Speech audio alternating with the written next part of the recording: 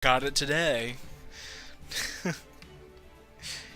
Um, so how would you like to start? I've actually wrote down some little things I would like to talk about, but we'll let you talk about Um, what you liked and what you didn't like and all that fun shit. I think I like Yinty. Uh, you know, why don't I start off by saying if I had to rate Sun and Moon right now, I would probably give it like an 8.5 out of 10. 8.5 out of 10? An 8.5 out of 10, which is higher than I'd say I gave X and Y and Black and White, which I was not very graceful in those games. Yeah, I would probably give Sun and Moon an 8.5 out of 10. Um, it was definitely better than Black and White, and um, I enjoyed it a bit more than X and Y. Um, would you like to talk about your experience with playing through Pokemon Sun? Um, Your first time go around? so yeah, my first experience with Pokemon Sun was actually really a lot of fun. I described it as more of a because every Pokemon game they're fun. That's why we play them. But I just had a lot of fun exploring. Like I think the last time I had fun exploring a video game world was probably like I'd say probably Pokemon Diamond. And even then, I wouldn't have considered that exploration to be that much fun. I don't know.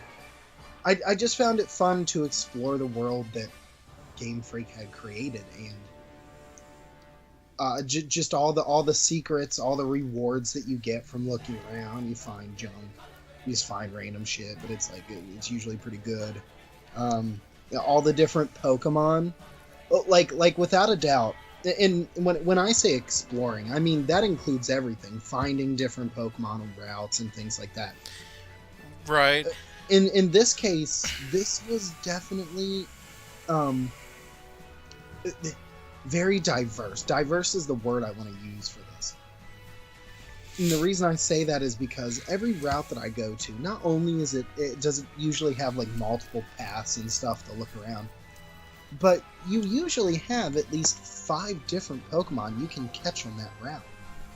And that includes SOS Pokemon, so that's even more.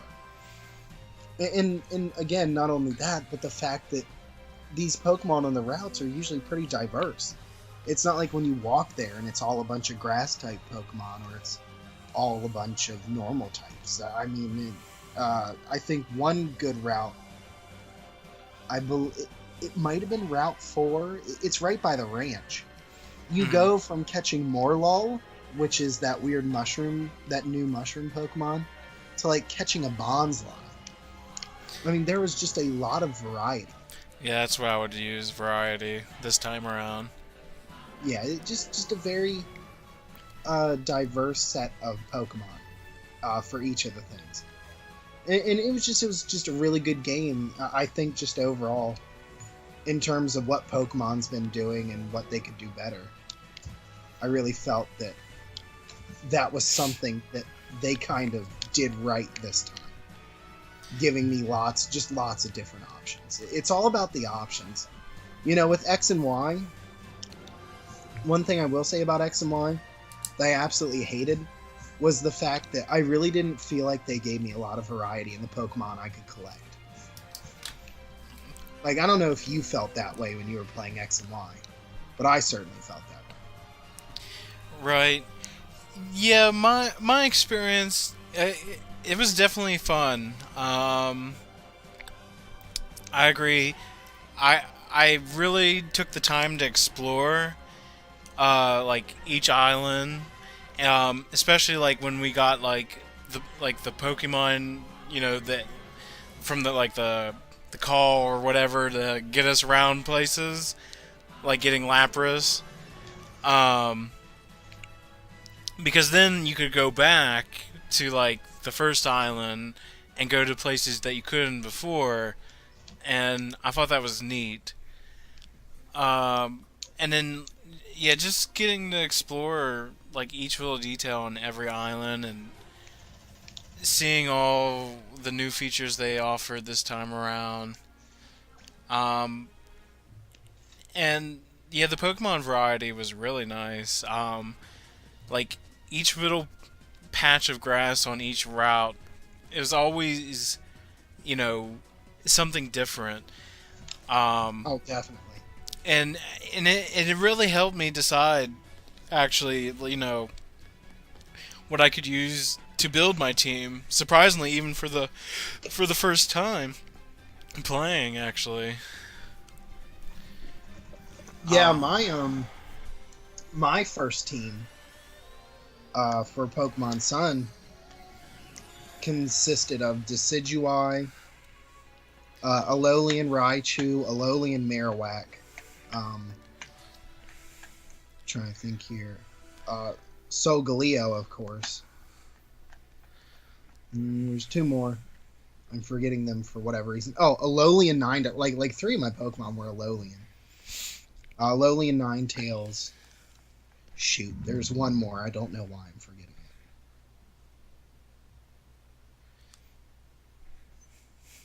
it. Yeah, I'll probably remember later. But I had an interesting team of Pokemon.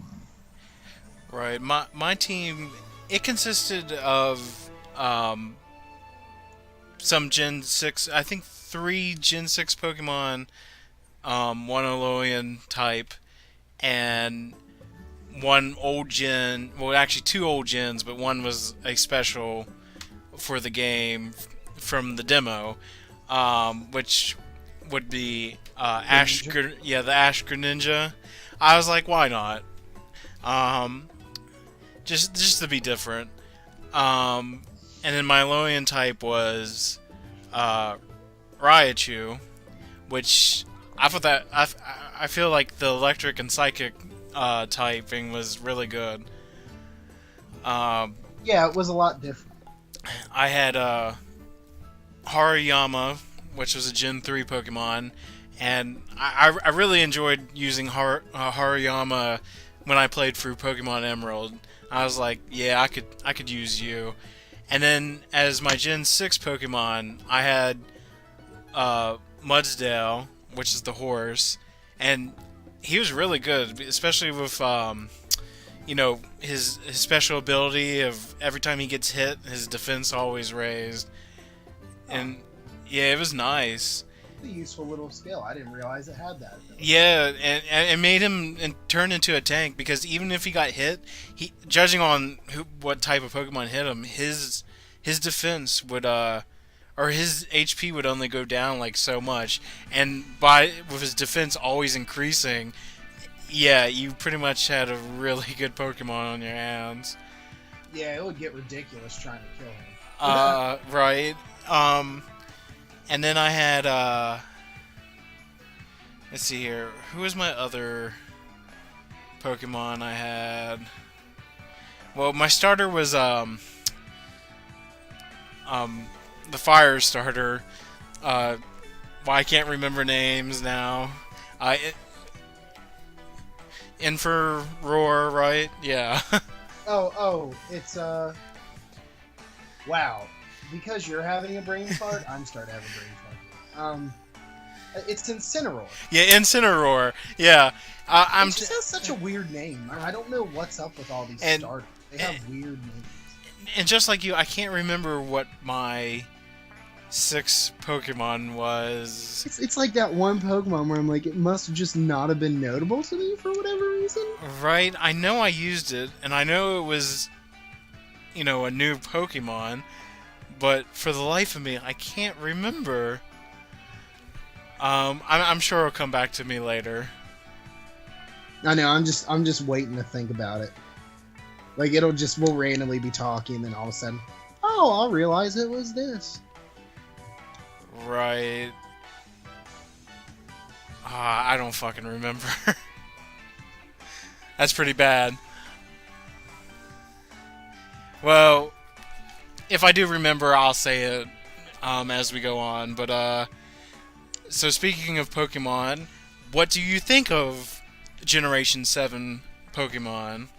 Um, Not interesting is a word I would use to describe them. They're really. I don't know. There was not a lot that really hit home with me. I mean, like I said, half of my team consisted of Pokemon that were just regional variants. Right. That doesn't necessarily mean that they're bad. I'm just having like a total brain shutdown. Oh, you know what? I remember what the other Pokemon. It was Lycanroc. Oh, yeah.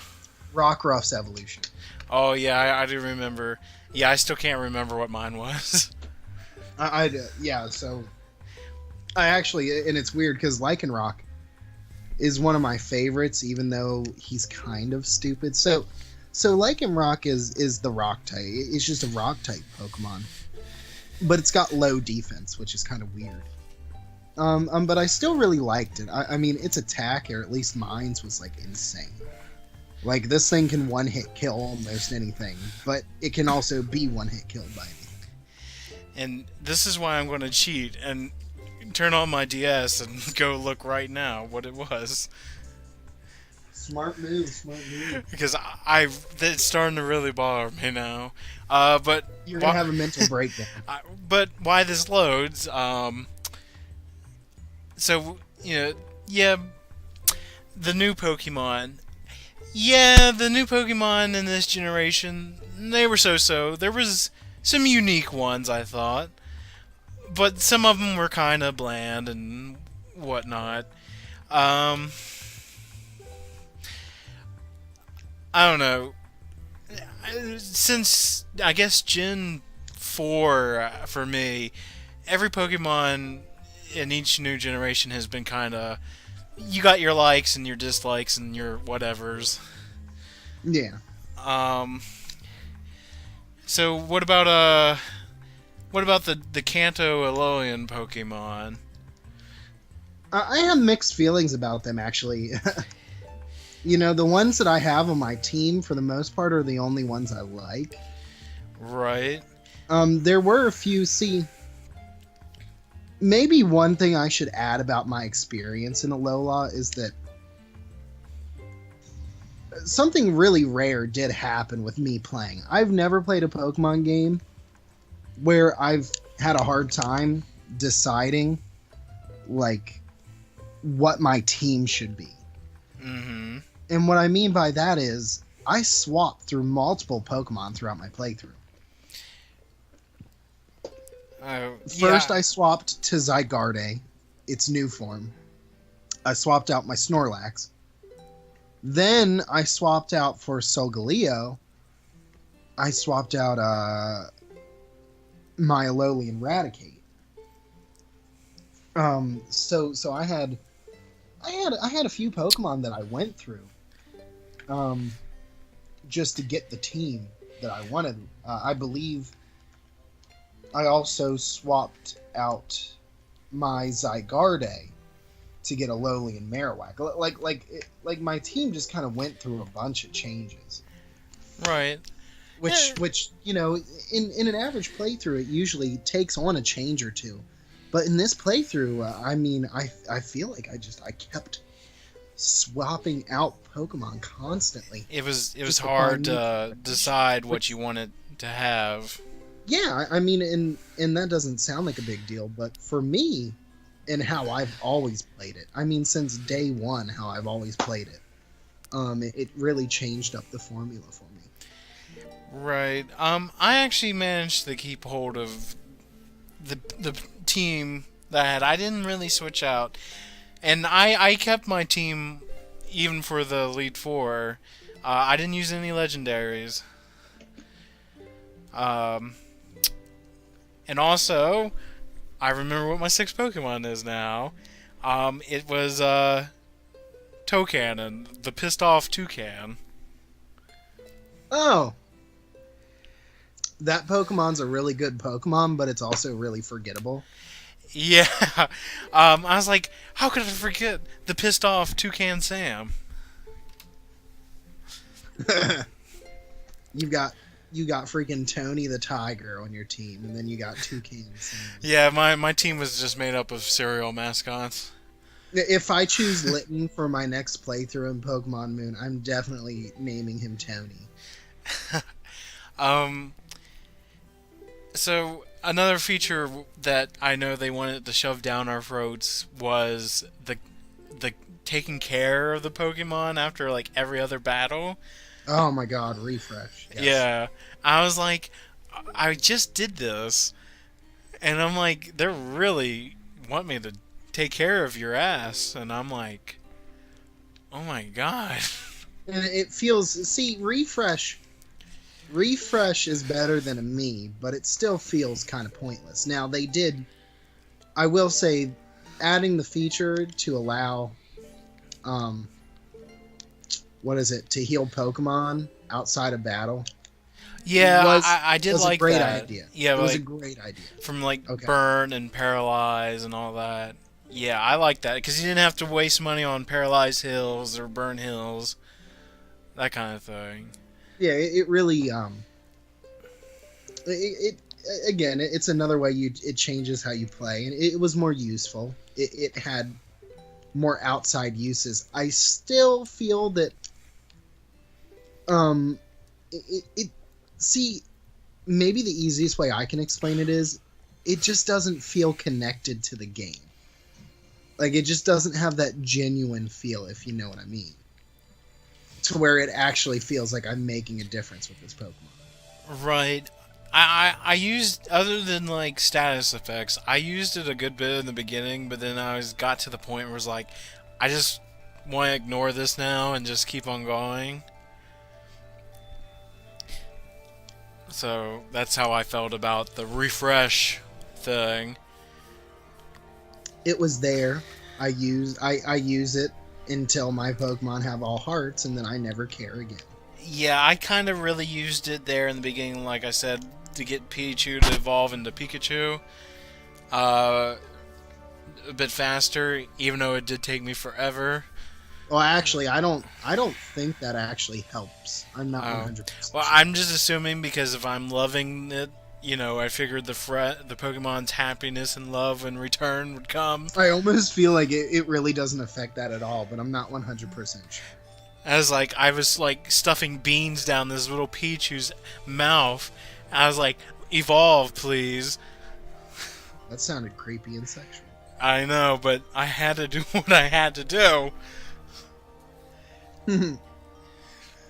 But yeah. Other than that, out of the new Pokemon, did you have a favorite? Out of the new set?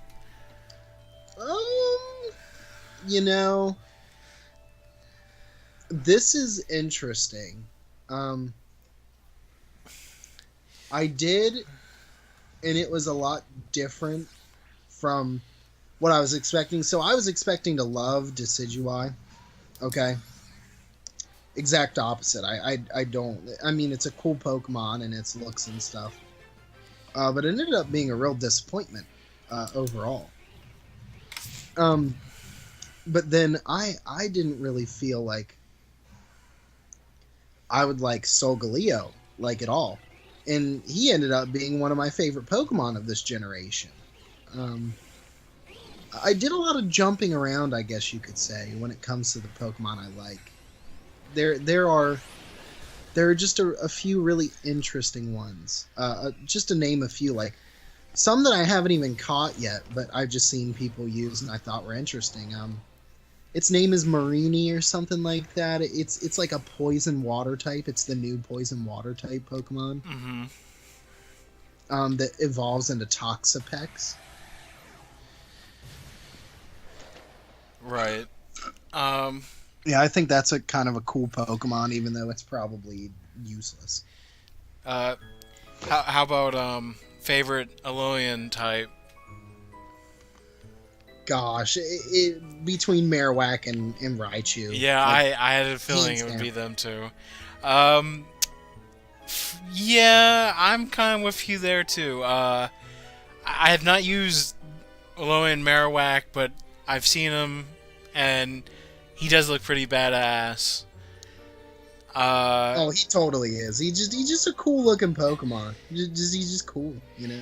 and like I said before, I really did enjoy using Alolan and Raichu on my team because I really did like the mix between Electric and Psychic. Because, I didn't have any grass Pokemon on my team, so I figured, that's pretty good mix for what I needed. Actually, another random thing to add here about things that aren't normal. I almost always have a water Pokemon on my team. Did not have one on my team this time. Right. Of course, I had Greninja, but to be honest, I wouldn't. I'm not sure if I did. If I did not use Greninja, because I would usually have a water type as well. I don't know who would be my water Pokemon. To be honest, I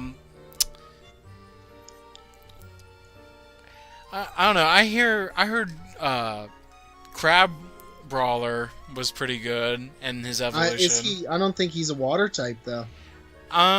Or I mean, I he guess looks not. like I guess a he's fighter type. yeah. He turns into what, a fighting ice type?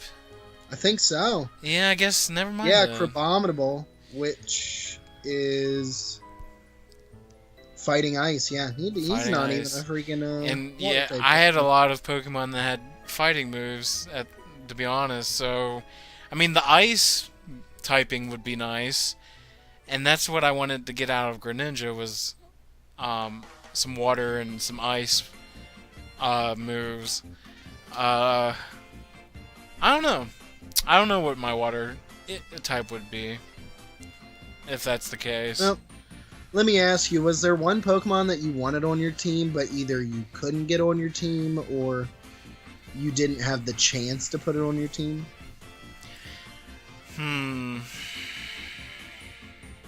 That's a good question. It's kind of a weird question, but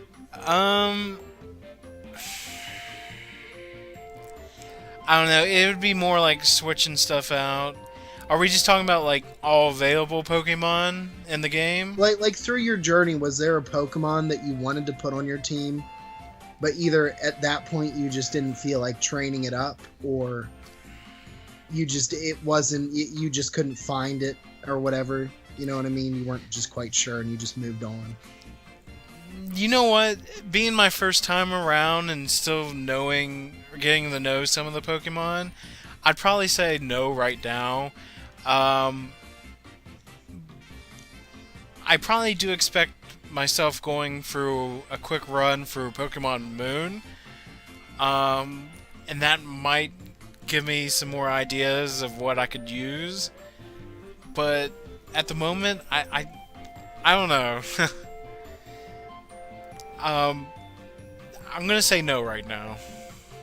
Yeah, for the most part, I got what I wanted on my team. The only Pokemon I didn't get to use, which I actually did want to put on my team, Vikavolt. You know what that Pokemon is?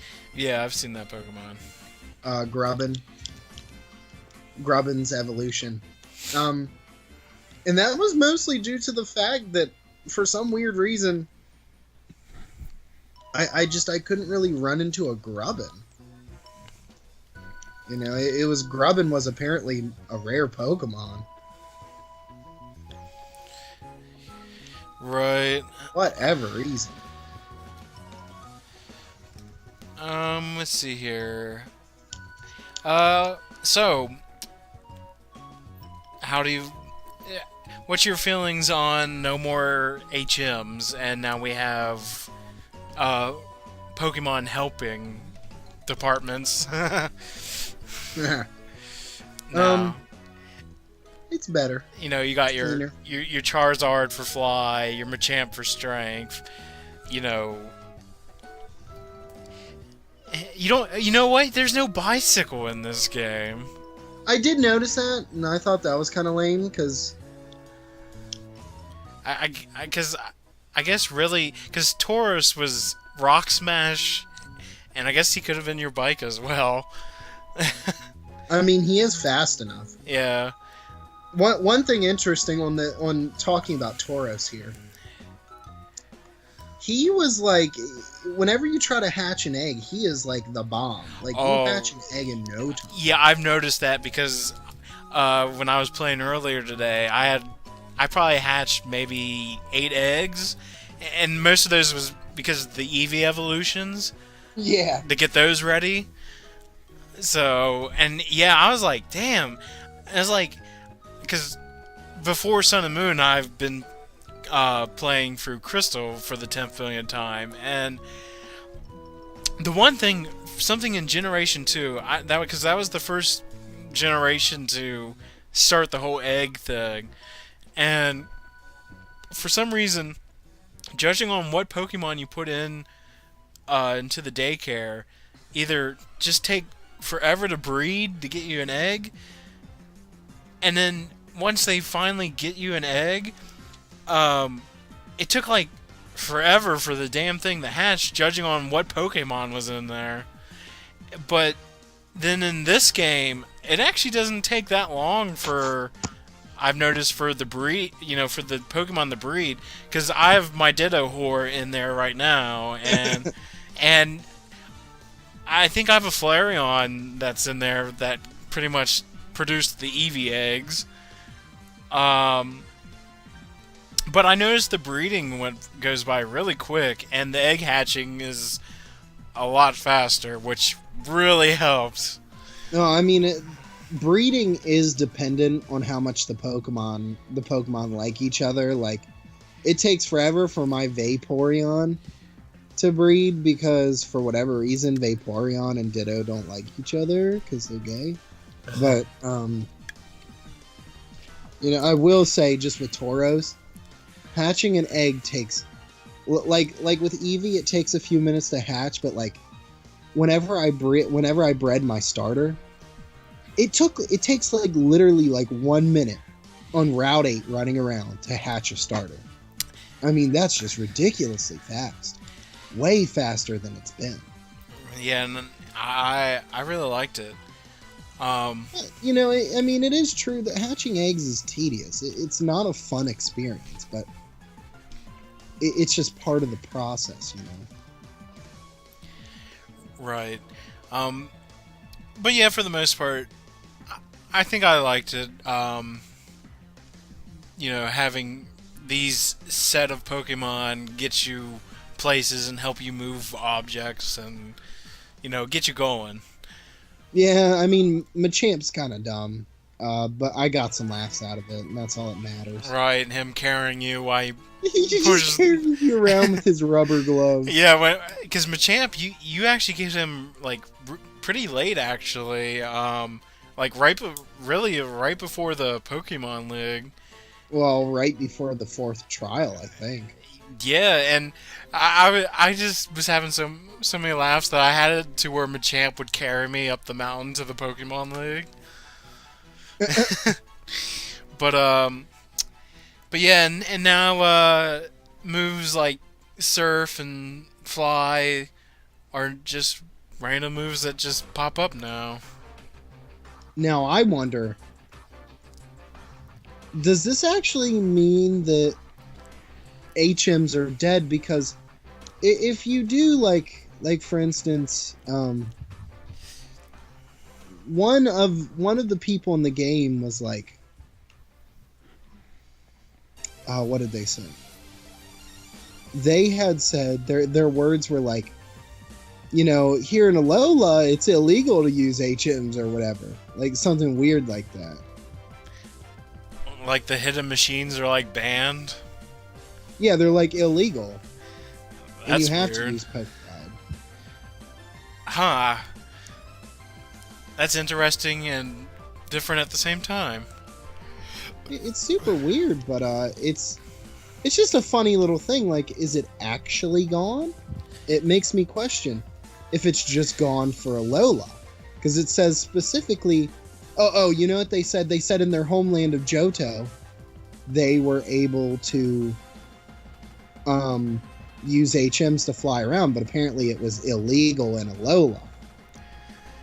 Oh, so when I bring my Blastoise over from Kanto, he's gonna go. I'm gonna go to jail because he has a hidden machine.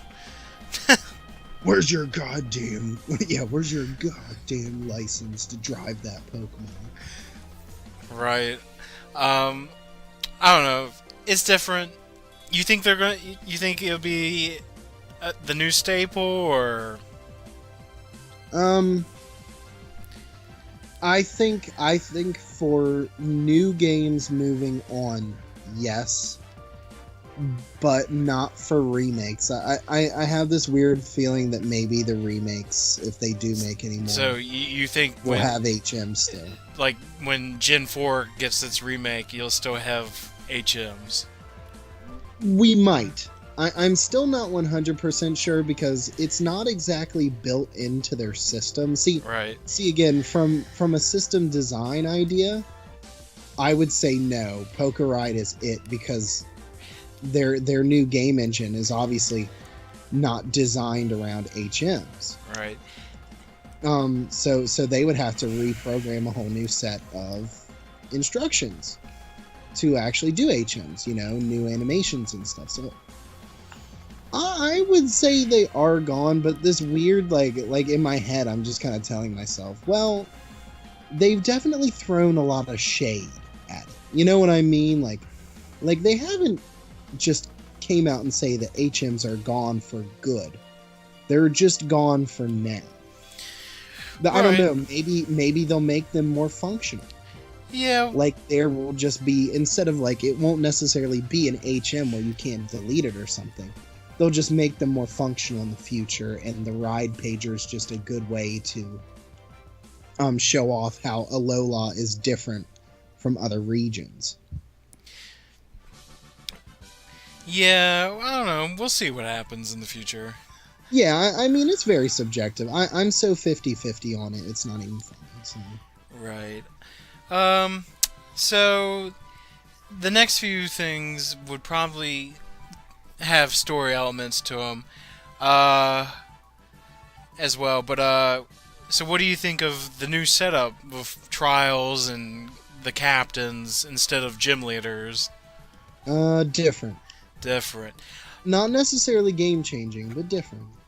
Right. It was fun. Here's the one thing that it reminded me of, and of course, this is gonna go back to the anime. Now, did you ever watch? It was right after the Indigo League. It was before Johto, but they did the Orange Island saga where Ash. Yeah, I feel like remember, instead of the normal gym battles, they would do random tasks or trials, to get these shell badges or whatever. Yeah. You remember that? I'm wondering if they didn't look back at the old stuff and they were like, how about we try that this time and see what people think?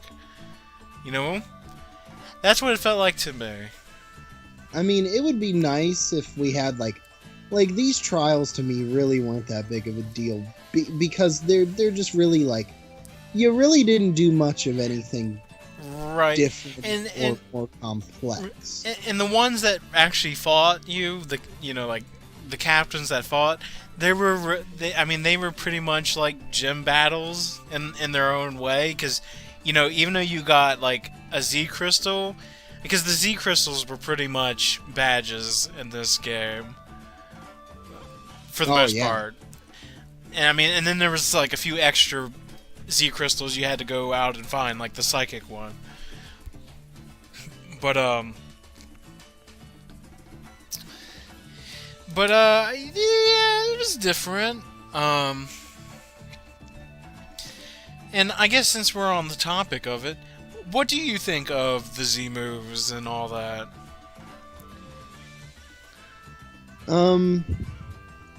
Yeah, we'll change gears here.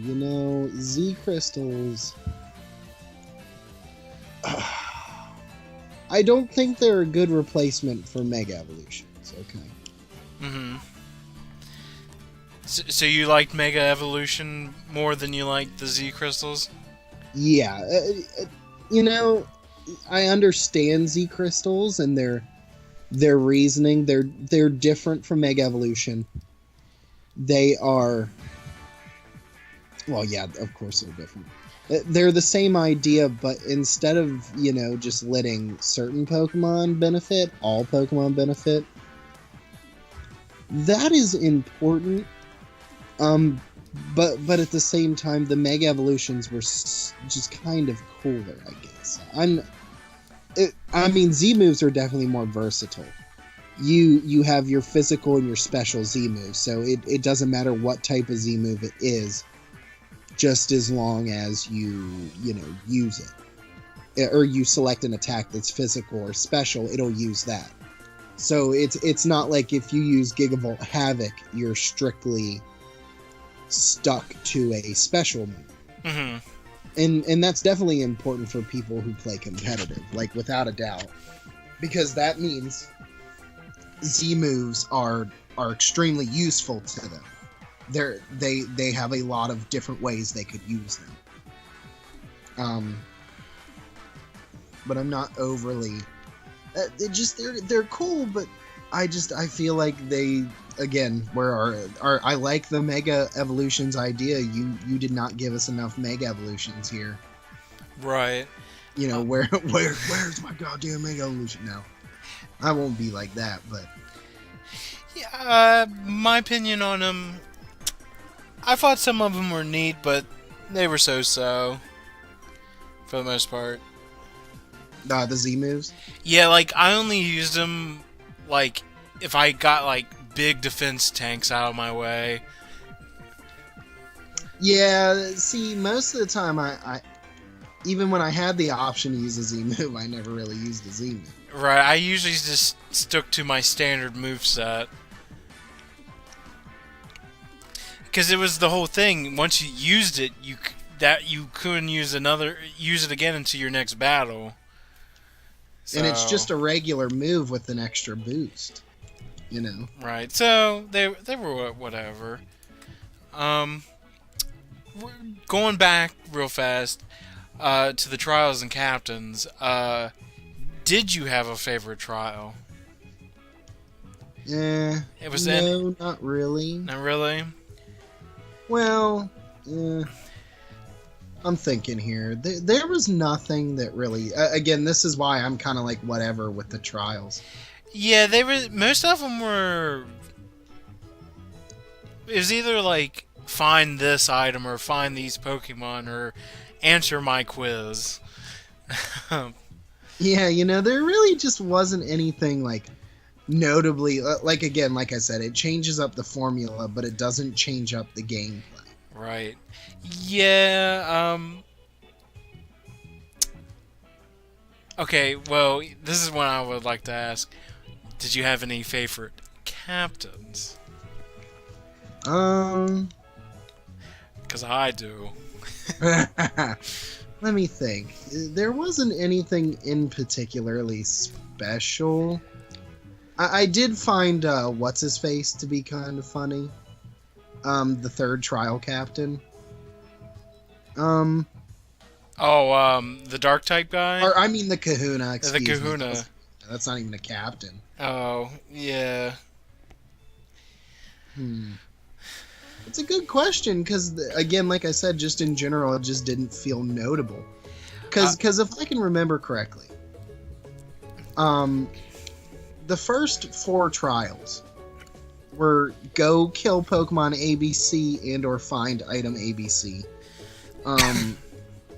Watch the Marowaks dance and then answer dumb questions. That was kind of like it. Like you could technically say that Trial 1 and Trial 2 were the exact same thing. Yeah. But you don't think you had too many favorite captains that you liked? I have 3. I'm just being forgetful right now. I have three. But one of them is because the weeb in me likes. All right. Well, remind me. Okay, I'll get to the best one here last. The first one I liked was the ghost girl. Oh, I guess she was kind of funny. To me, she was adorable. Something about it, I was like, yeah, I could go with her. Weeb. Yeah. My second was the fire captain. I really liked him. Yeah, I mean, I don't think he was a bad one. I didn't think he had a lot of character though. Like, I don't think he did much to the story. I would say he would be that guy at the party that would be the entertainer. I don't know, something about him. I just thought he was cool. I don't go to many parties that have dancing dinosaurs with flame bones. So. Right. And then my best one, oh man, Olivia as the Kahuna. Oh, that was the Kahuna. Yeah. I mean, she was I guess you could also say she was a captain of her own right, but the Kahuna oh my god. Did you know, after you beat the game, in part of the post game, if you go to the little shopping district that she's from, if you go into the restaurant, she'll like, you go and order something, she'll come in with you and you guys have a date, and she talks about how she's been looking for like a man of her own, and I'm like, oh, right here, baby. So you mean to tell me a grown woman has a date with an underage teenager? Yes, I'm not making this up. You could look it up on YouTube right now. I'm alright. I'm serious. I was like, oh yeah, take all my Poké dollars. I'll spend $1 million on you, sweetie. I don't know what, but to be honest with her, I don't. What was Game Freak, like, their designs? But this isn't like the first time they've ever really done this. They've done this before with past designs with characters, but Olivia, she does have, her character model does have sex appeal. Well, I mean, what's interesting about this game is that they've done it multiple times with showing a little bit more body or whatever, I guess you could say. I don't know how to put it. I mean, if you were like, say, 8 or 9, would you really be thinking about it? No. Exactly. You see someone like her, you just be like, oh yeah, I want to fight you right now. You must have had a weird childhood. I had a fantastic childhood. Of fighting people? Every time you saw a woman, you just wanted to fight her? Yeah, I just want to beat the shit out of you.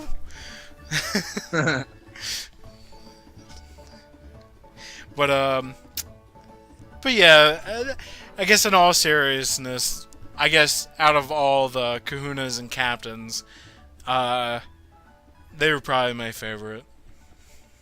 Yeah, I mean, I didn't really care for the 4th Kahuna. I did like Olivia, the 2nd Kahuna, and I did like the 3rd one, even though he was just kind of weird. I couldn't get into his character, but there were just some funny moments in the post game with him. Right. It just made me laugh. So you think this is just something fun they wanted to try with the trials and the Kahunas? Do you think gym battles will return in, say, Gen 8? Yeah, totally. This is just more of a... We wanted to try something new. See, it's more of a transition period because of the old hardware and everything. Mm-hmm. Game Freak really... I honestly think they don't want to do new things until they have new hardware. They want to do more, but they just can't right now because they have to be dedicated to the platform. Right. So they definitely wanted to change it up. Because the main complaint that everyone's been complaining about for Pokemon with the 5th and 6th generation is that, wow, they're so repetitive. I go do this, I go do the 8 gyms, and then I beat the Pokemon League, and then I go cry myself to sleep. Like, that's kind of how those games have always worked. And I don't see anything wrong with that necessarily. Yeah, me either. But yeah, it is kind of bland. But really, what they've done with Sun and Moon is that they decided to tell more of a story. Like, the storytelling is not gold. Right, yeah, it was definitely a story game compared to the others. It's without a doubt the most in-depth story that Pokemon has ever offered us. Oh, yeah. Yeah, I could agree on that. I mean, you can't list one game, even the originals, because the originals didn't really have much of a story. It was defeat 8 gyms, go beat up Team Rocket at random times during the game, and do this. No, each one has a reason. Each one has a main reason, like even the evil team, like, I don't really care for the new evil team, but right. Well, but their reason for being whatever is that they felt outcasted by right. We'll go ahead and shift into them since we're about to speak on them. I'll finish up my point and then we can talk a little bit about them. They're interesting. But the evil team, their whole point in this, they're not even really an evil team. They're outcasts. They're delinquents. Right.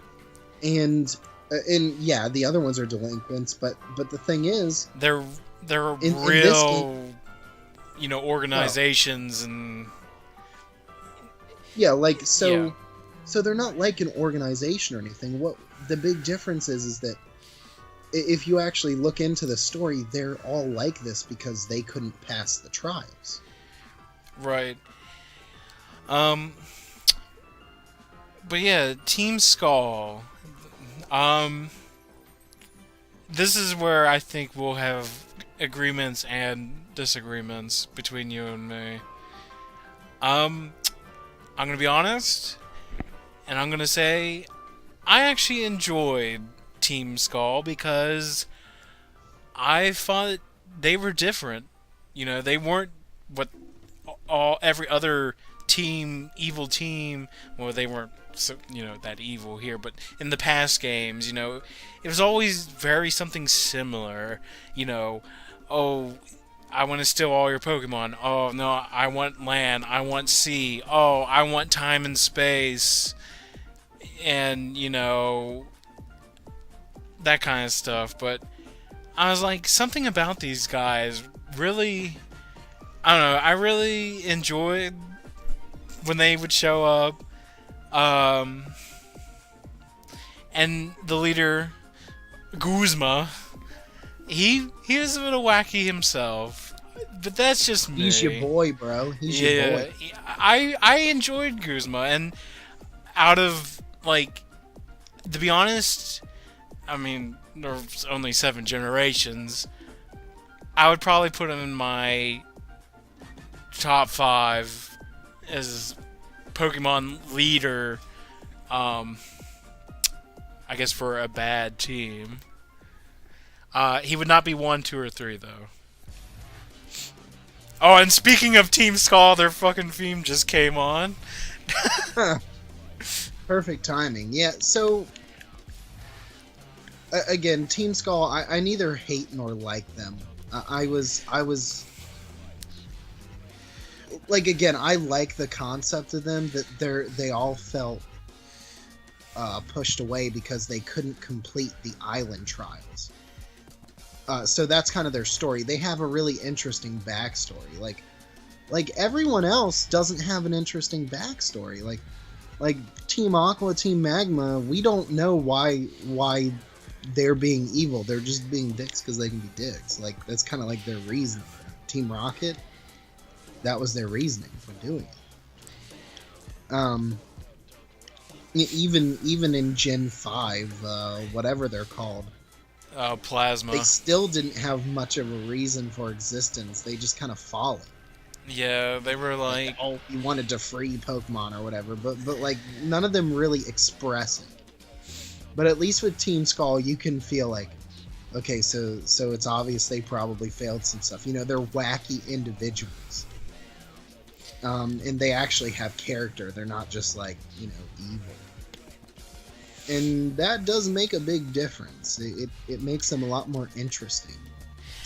um, and but you know, and then we kind of learned that, you know, it's not really Team Skull that are the real threat.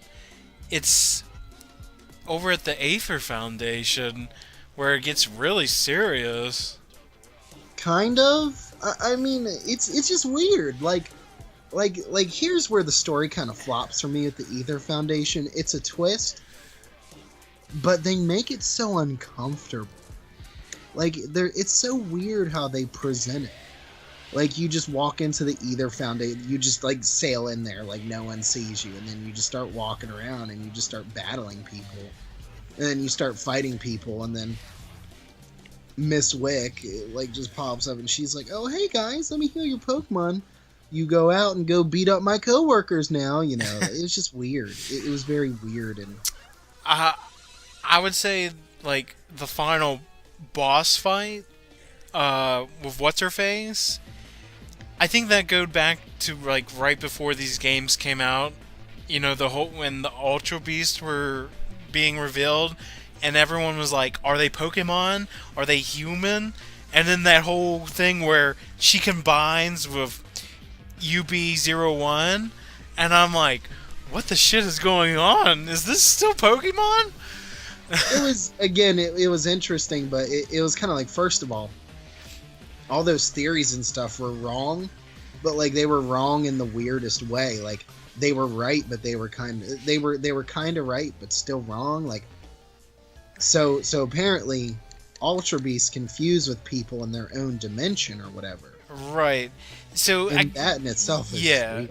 So that's where I guess a lot of people were saying, you know, that they weren't Pokemon, but they're still Pokemon, and I'm like, No, they are Pokemon. They're just Pokemon from a different dimension. yeah, And they're that's how I would put it. They're Pokemon. They're strange motherfuckers. they're legendary Pokemon. They're weird. They're different. You know? That's kind of how they work. Right. It's not a bad thing, of course. It's kind of a good. It was like there, you know, each game has something strange and unique, and that's the strange, unique part. Well, I mean, these ones are definitely far more strange and unique from the rest. Like Right. in almost every respect. Especially steroid mosquito. That's what I called one of mine. Yeah, Buzzhole. I don't know. We'll save more about the Ultra Beast here in a second. So really, we've talked a lot about the game, and then, you know, going through the trials and the captains, the Kahunas, Team Skull, the Aether Foundation, and when all that's done, and it's time to, you know, you got your legendary Pokemon, which that was a pretty easy catch, to be honest. Yeah, I noticed that. I think I only took maybe 2 or 3 Ultra Balls. Oh, I caught it on my first try. Yeah, there were some legendary Pokemon that I got first try on Ultra Ball. I mean, I never use my Master Ball, so. But yeah, I like the legendaries in this game. Yeah, they were cool. They were different. So this game definitely one. What I thought was really funny about this game was how they did their legendary Pokemon. How all of the Ultra Beasts are kind of like these pseudo legendaries. And then you have the Tapu Guardians, who are all like that like their catch rates are ridiculously like small, and God, they were just so different. You know what I mean? Right. And that's not even it. There's still our main legendaries and that weird third legendary, which might be the Rayquaza of this generation. You know, it's kind of confusing because it's just a lot different from what I'm used to. Yeah, it's different. So when that's all done and said, it's time for the Elite Four, which it was pretty much the same deal. I mean, you end up fighting two Kahunas, the Ghost Girl, and then some random flying chick. No, it's an old trial captain. Who's the trial captain? That flying woman was the old trial captain. Oh, was she? Well, I mean, you didn't like fight her before that though. You know what I mean? Yeah. Yeah, but she was like an old captain. Like, yeah. Again, I guess that's what I should have said then. Because you don't see her until that point. Oh yeah, it's not like you really knew she was an old trial captain. I mean, it was something you just kind of find out in the story. Really, to me, the Elite Four was still the Elite Four. You know, they had their own types, and you just did it. Oh yeah, you know, the Pokemon League for me is kind of a mixed bag. I liked it, and I'll tell you why I liked it. Because, if you beat the game, you are the first champion of Alola, which wasn't important at first. I didn't see any real significance for it because I'm like, well, it's still the Pokemon League, still beat it. Until I realized the features that they added. So whenever you go and you beat the Elite Four again, you'll be challenged by someone else. There's like 15 or like 10 or 15 different challengers who challenge you. So every champion, you know, every champion battle could be another person. Right. It's, you know, which everyone wants to take the title of the champion. But what's cool about that is instead of you know, like let's just take Omega Ruby Alpha Sapphire, it was always Steven. It was always Steven whenever you went to go fight the champion. But this time around, it could be your rival, it could be the professor, it could be some random rock and roll person that was obviously something. It's not like it was just created out of thin air. But you know, it could be a bunch of different people, including I thought what was funny, the first trainer on Route 1. You can actually, he challenges you. You know, I laugh, but like playing for the game, and then, you know, right before you fight the Elite Four, you have a talk with the professor. You know, he's like, through these doors is the Elite Four, and I was saying to myself, wouldn't that be something if he was the guy I had to fight after fighting the Elite Four? And so I walked in laughing. I was like, nah. And then when I beat the Elite Four, and then I get up to the top stairs and I get my seat, and he comes up. I'm like, wait a minute, what? And then I start fighting him, and I was like, wow. I was just joking. I didn't think you were going to be my final challenger. And I was like, it makes sense. But you know, as a professor, he was like everywhere in this game compared to past professors. Yeah, he was definitely a lot more active as a character. Like, they wanted him to be important to the story. That, and he apparently used to be like a luchador. Oh, he still is, technically, because he got that goddamn mask. Yeah, I guess that's where I should have seen it. That, and he's like the first professor that actually has a wife, or at least one that we see. Like it's just, there's actual character development, you know. Right. It's a lot different from, and again, that's one thing that talking about when it came to this game or these games. That again, there is a story here. It's not perfect, but man, is it fleshed out way better than it's been previously. Right. So, a character I should have mentioned a while back, but you brought it up. How do you feel about your rival, Hal? Oh, I could care less. The boy likes to smile about everything. He's lame. Yeah, he's like, whatever. He's like, yeah, let's do it. I don't give a, I don't care.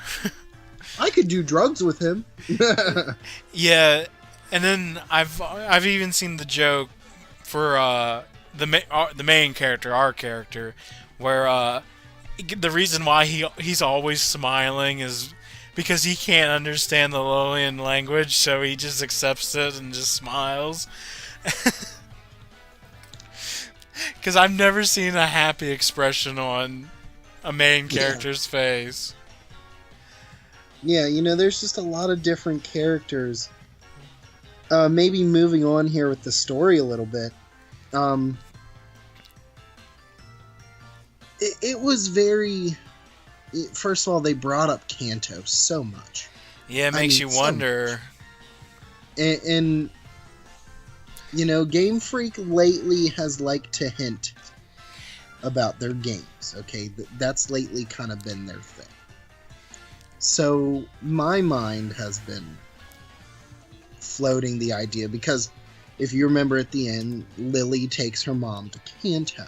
Yeah. What a weird way to end, or sorry, should I say begin the post game? Because that's basically, I'm pretty sure that was the beginning of the post game. Yeah, because Hal comes and gets you and then they leave. Yeah. So that was just a weird way to end Lily's story in Sun and Moon. A very weird way. Like I would just assume she'd stay on the island and she would, maybe take on the trials or something eventually. Right. Instead, she's going to take her mother to Kanto on a journey. Which is, it's not like it sounds like a grand adventure or anything. But first of all, there's so much talk about Kanto. Kanto. And it just makes me think that either A, they're planning in the next two or 3 years to launch a big remake on the Switch or something. Oh. Or it sounds like we're going back to Kanto. Kind of like a red and blue green too. Essentially, something like that. I don't know if it's a sequel or... Yeah, because I was thinking Kanto, but say, 20 years later, I guess that would make sense. Maybe kind of if they decide to add on to Sun and Moon, they decide to do a Gen 2 thing where you go to Kanto or something. Right. It's a thought. It's just a thought, but they talk about it so much. You know what I mean? It's just the talk. Right. I mean, I don't know, because these are the 20th anniversary games, so, it did start in the region of Kanto, But who knows? We'll just have to wait and see. Yeah, it's not like I'm saying oh, it's guaranteed, confirmed. They could just be talking about it, which makes sense because a lot of people have been very excited for these games. I don't know. It's going to be interesting. I have just a very interested mindset on it. Right. And there's so much they can do. There's so much they can do with that IP. True. Yeah, I would like to see what they do. Yeah, I mean, like I said, there's the rumors are saying there's a Switch game in development. Who knows? We saw some of the data that was left over that Which again, it's weird that we would see any Switch. This is why it confuses me a little bit. It'd be weird to see some of the Switch data hanging around, because Switch data wouldn't really be in it. You know what I mean? It wouldn't. It's there, but it's not going to be there. So some of that data was definitely planned for the original release of the game. So I don't know what they plan on doing. There's so much they can do. It's just weird.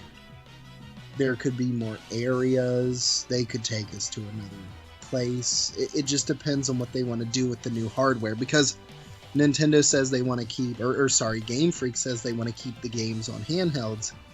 Well, the Nintendo Switch is a handheld. Yeah.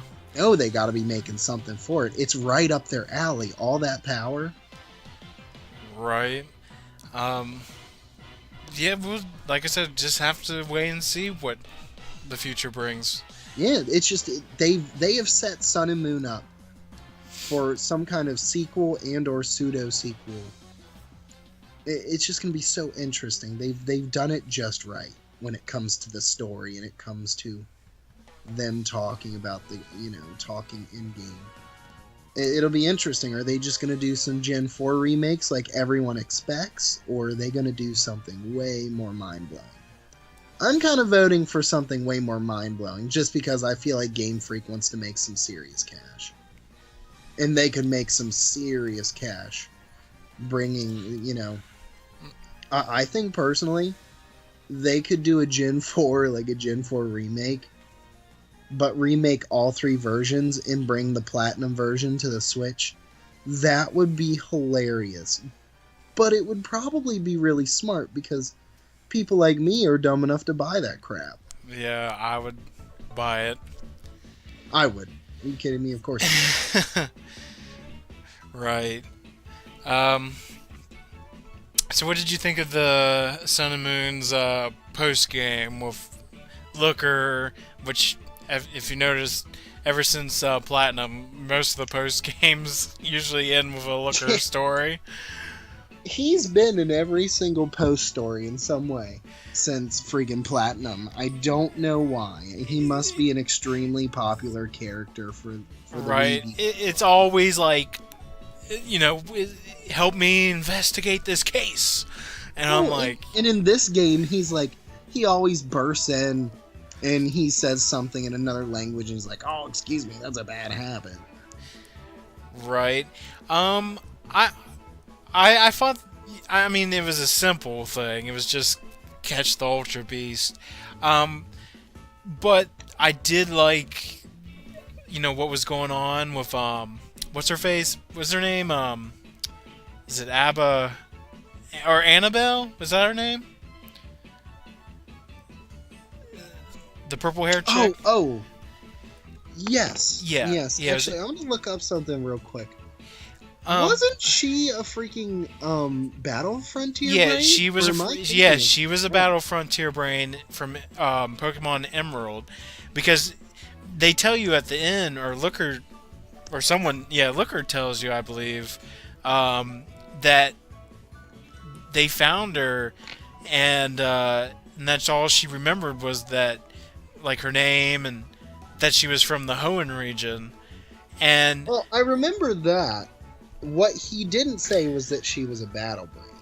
Right, but she couldn't remember, like, most of her past, apparently. And then they mentioned that, she came from another dimension and all this.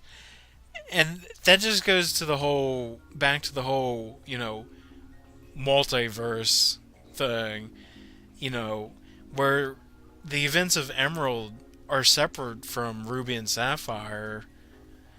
And, she was technically a psychic user. Right? I don't know. I like those little touches, like how all the games are important in their own way.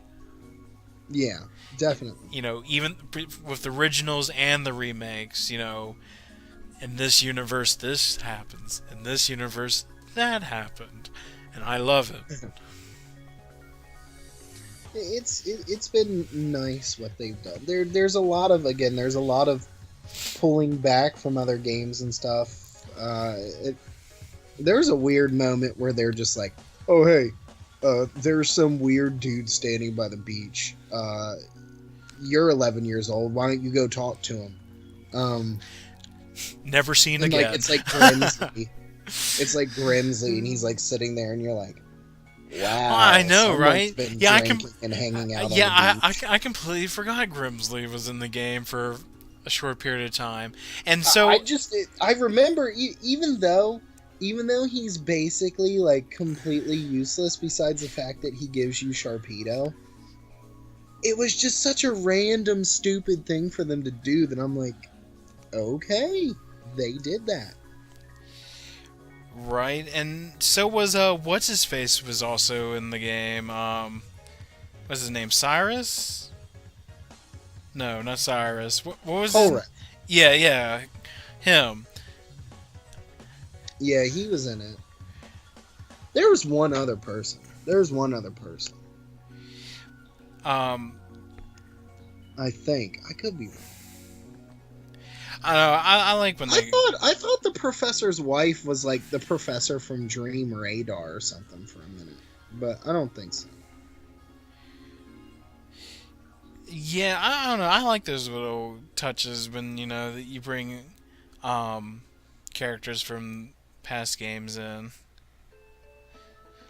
Yeah, I don't mind it. I mean, they didn't seem to play any major role or anything, but Right, and I guess even not going after the Ultra Beast side quest, after that's done, you got other features like the Battle Tree, which we get to meet Red and Blue again, and true. I was like, ah.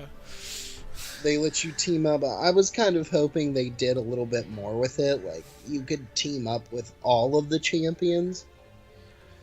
Unfortunately, it was only like Cynthia and then Red and Blue. Right. Trying to think, yeah. There wasn't Lance. There wasn't No, Steve. they had Steve fucking was Wally, or whatever his name is. Oh, Willy Wally. I'll look it up real quick. Just for thought here. Yeah, the Ralts kid. Yeah, the kid who, even if it was shiny when he caught it, it's not shiny when he uses it. Yeah, he was the kid that was sick in Ruby and Sapphire. It was like what is it? Oh, I caught cancer, so I'm gonna go catch Pokemon. Like, I don't know what he's doing. And then he becomes like one of the strongest trainers in the game. Okay. I know, isn't that random? Like, kid decides to become strong trainer, walks outside, becomes strong trainer.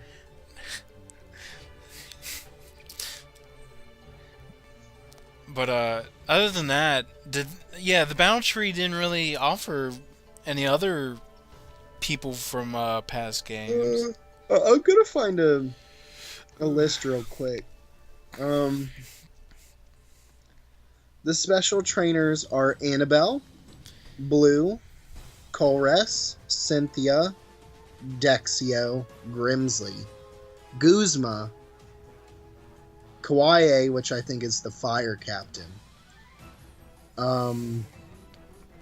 Mallow, the green-haired woman.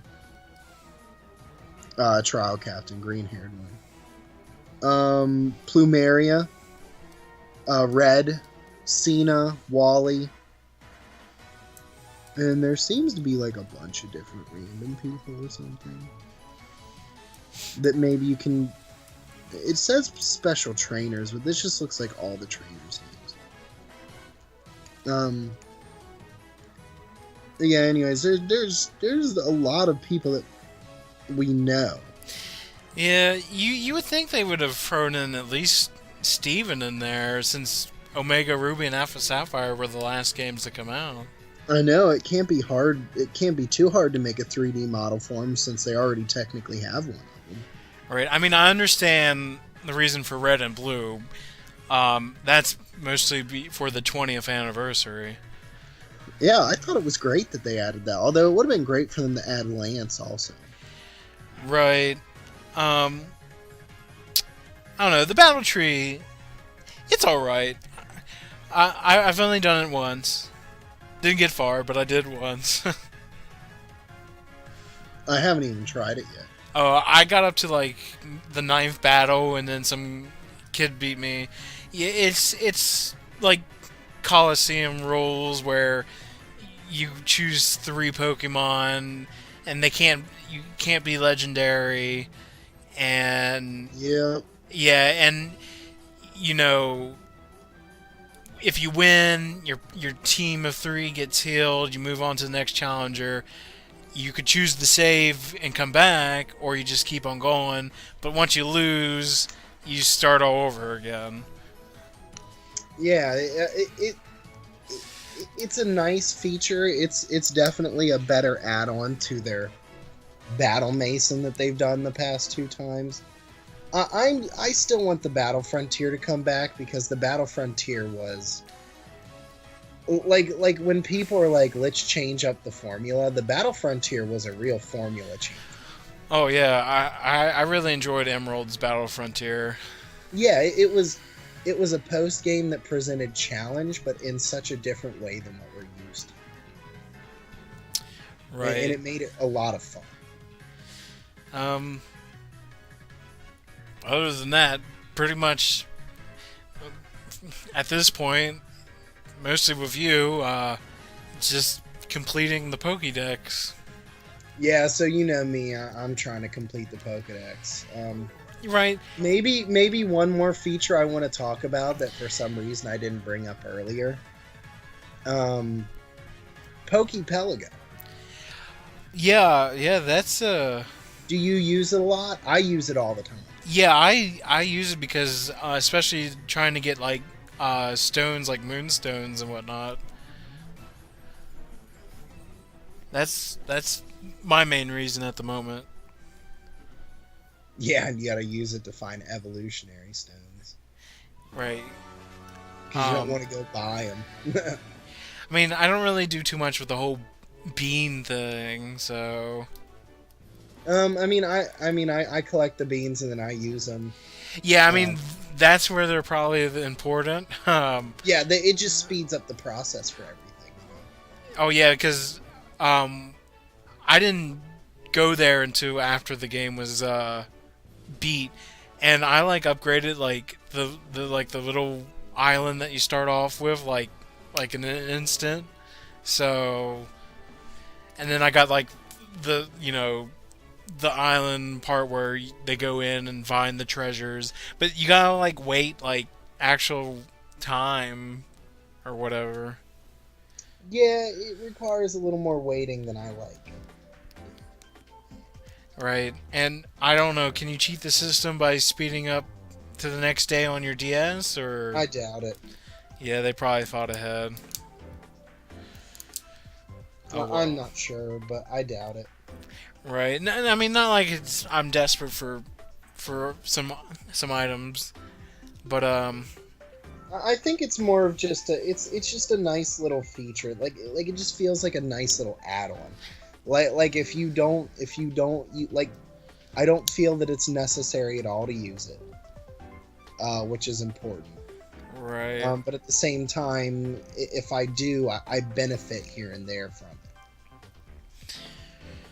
True.